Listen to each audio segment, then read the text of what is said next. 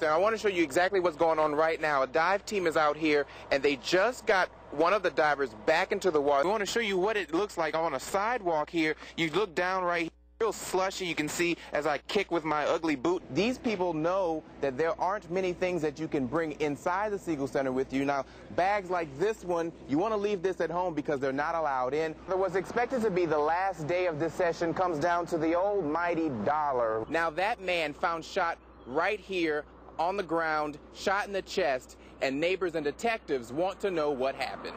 The fire at this building happened just about 100 yards away from another building fire that happened just hours earlier. Normally, investigators bring out their dog to go into the house and check things out, looking for clues. Yeah, Heather, right now, when you buy a pack of smokes, there's the Surgeon General's warning right here on the side of that pack, but the federal government wants more graphic images like the one you see behind me. I'm wearing these special gloves. It's just one of dozens of tools Dominion crews have on their big bucket trucks. Yeah, Gray, there's a checklist you have to go through before the game. You've got the t-shirt, check, the bandana, check, and of course the game food. The storm's winds were so powerful that it knocked part of the roof of this house off, sent wood like this into this car, and smashed out the back window of this other car. This is NBC 12 News.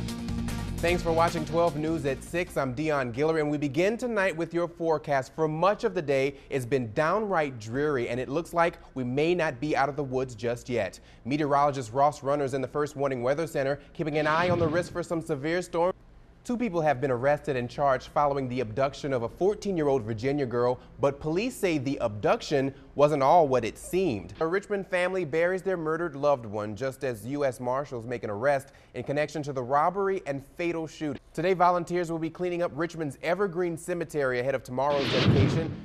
A heroic 8-year-old boy was laid to rest in Wise County today. He's being credited with saving the lives of his mother and younger brothers as their trailer went up in flames earlier this week. A brawl on the Virginia State University campus led to the arrest of 5 people early this morning.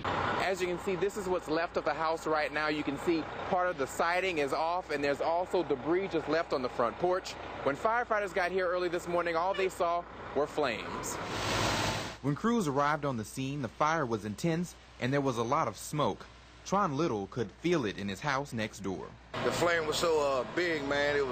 The heat was intensified in my house. I felt like I was in the oven in my house. Tron says he got up, saw the fire, and called 911. The flame looked like they were like 9 feet in the air away from the top of the roof over there at the next door. It was real high. It was catching tree limbs on fire, everything. Firefighters say part of the second floor collapsed. Another concern was a power line down on the front of the house. Dominion crews were called to check it out. They discovered the line was safe, and crews continued to try to put out the fire. Bernard Massenberg is the home's owner. He watched the whole thing from across the street.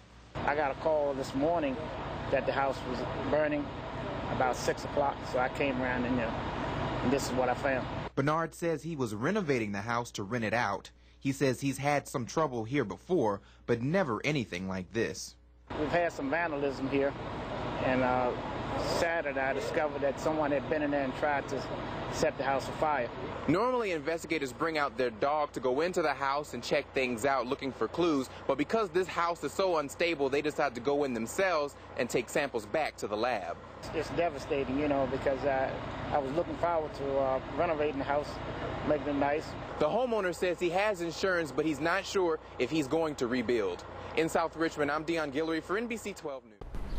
Detectives are trying to figure it out right now. They tell us the gunshots were heard in this part of the building, and minutes later, the victim's body was found on the other side of the building. Moments of sadness and consoling early Wednesday morning.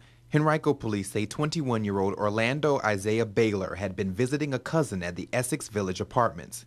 Officers say someone called them after hearing gunshots just after 4 Wednesday morning. It sounded at least about 4 or 5 gunshots. Police tell us once officers got there, neighbors directed them to Baylor's body, found in the grass on the side of the building.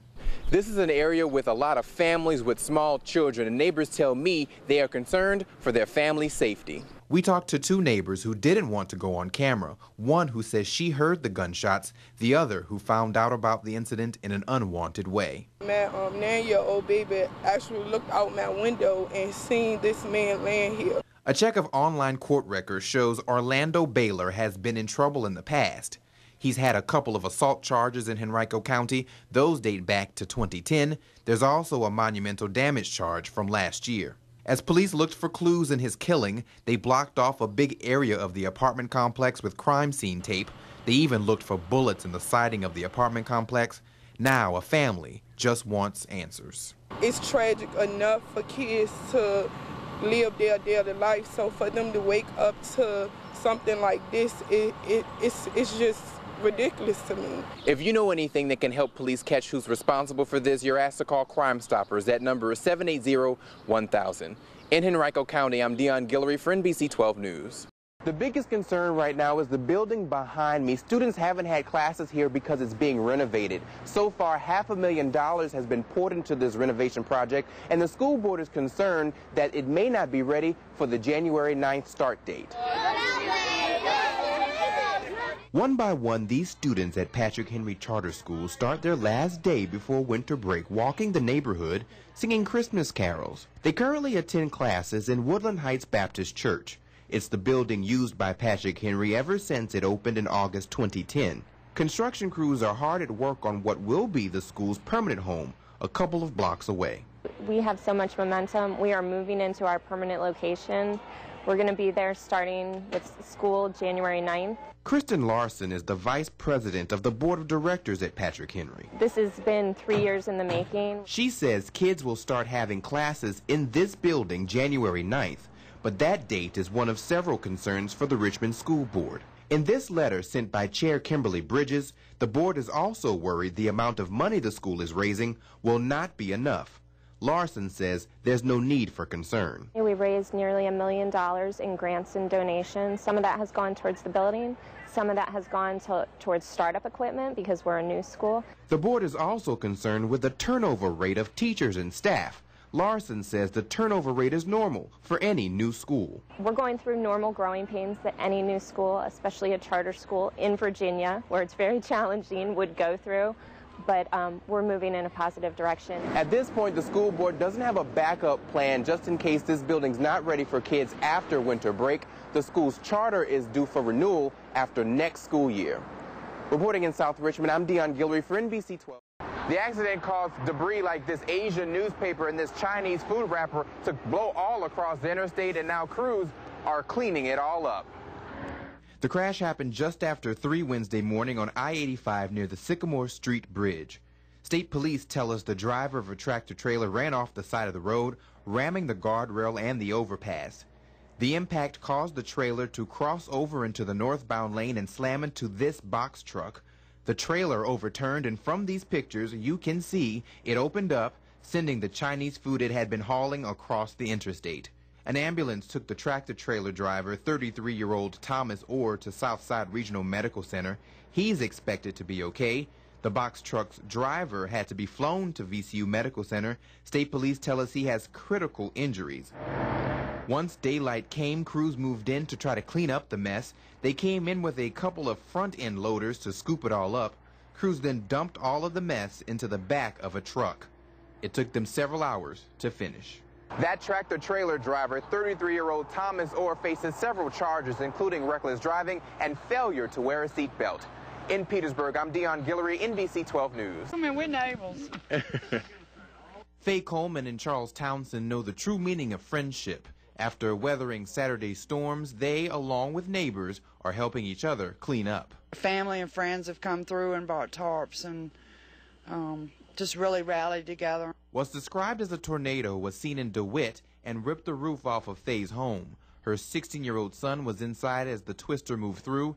He knew to run for cover. He was in the closet with a mattress pulled over top of him. As long as my child was fine, I was really happy. The storm left behind more damage at Charles's house. We saw the tornado. It touched down here at the pond.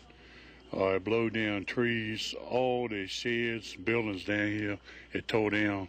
It took the roof off, everything. The storm's winds were so powerful that it knocked part of the roof of this house off, sent wood like this into this car, and smashed out the back window of this other car.